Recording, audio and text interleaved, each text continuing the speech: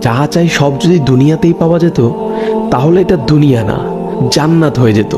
কিছু এলোমেলো ঝড়, কষ্টের দমকা হাওয়া, কিছু অপ্রাপ্তির ভিড় তোমায় কষ্ট দিবে, যন্ত্রণাগুলো পাহাড়ের মতো দেখবে, মাঝে মধ্যে বুকটা ভারী হয়ে আসবে।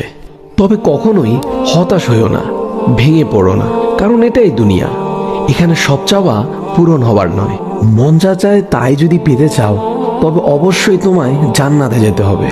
সেখানে তোমায় আর কোনো কষ্টই ছুতে পারবে না।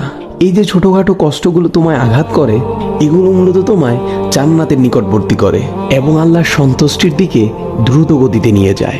আর এখানে সুখ দুঃখ কোনোটিই স্থায়ী নয়। এখানকার সব কিছুই সাময়িক, আর আখেরাত হলো চিরস্থায়ী। সেখানকার সুখ দুঃখ চিরস্থায়ী। ক্ষণস্থায়ী কষ্টগুলোর ব্যাপারে অত চিন্তা করে কি লাভ? আল্লাহ সুবহানাহু ওয়া তাআলা বলেন, জান্নাতে তোমাদের জন্য তোমাদের মন যা চাই তাই আছে। তোমরা যে জিনিসের আকাঙ্ক্ষা করো, তোমাদের জন্য সেখানে তাই আছে। সূরা ফুসসিলাত আয়াত নাম্বার 31। তাই স্বপ্নগুলো আখিরাতের জন্য বাঁচিয়ে রাখো।